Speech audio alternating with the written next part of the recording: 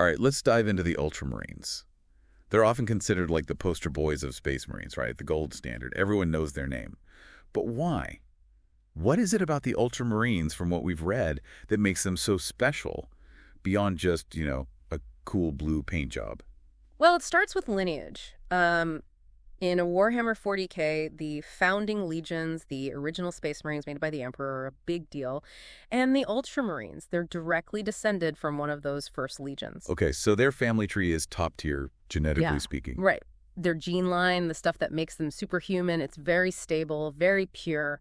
So no weird mutations, none of those genetic hiccups you hear about with some other chapter. Exactly. They're the ideal what a Space Marine should be. And here's the kicker: because of that lineage, a huge chunk, like 2/3 of other chapters, are descended from them. Wow, 2/3. That's a massive family reunion. Yeah. So not only are they strong themselves, but they've got their quote-unquote kids and grandkids all over the galaxy. And all those chapters looking to them for guidance, trying to live up to the Ultramarine legacy, it's a lot of pressure. Speaking of legacy, we got to talk about Roboute Guilliman.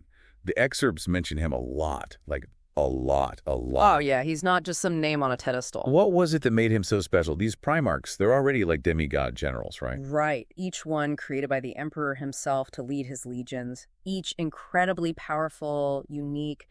But Guilliman, he was more than just a warrior, a brilliant strategist, an administrator, a leader who genuinely cared about humanity's future, like really cared. Okay, so not your average Space Marine general then.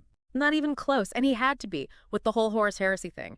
Imagine a civil war so bad, it almost destroyed humanity. That was Guilliman's mess to clean up. Yeah, the excerpts mentioned he had to put the Imperium back together afterward. The Imperium was in ruins, and Guilliman stepped up, brought order to the chaos, rebuilt their civilization from the ground up, new laws, reformed institutions, even wrote their version of a constitution called the Codex Astartes. The Codex Astartes, that keeps coming up. So is that where the whole everyone copies the Ultramarines thing comes from? That's it.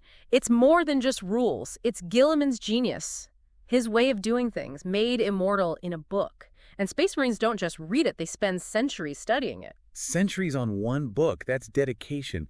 But what is it about the Codex that's so important? Think of it this way. Guilliman saw firsthand how bad things get with bad leadership, how chaos breaks everything. The Codex. That's his life's work, trying to stop that from ever happening again. A blueprint for a stronger Imperium. So they've got the genes, the leadership, the playbook. But what about their home turf?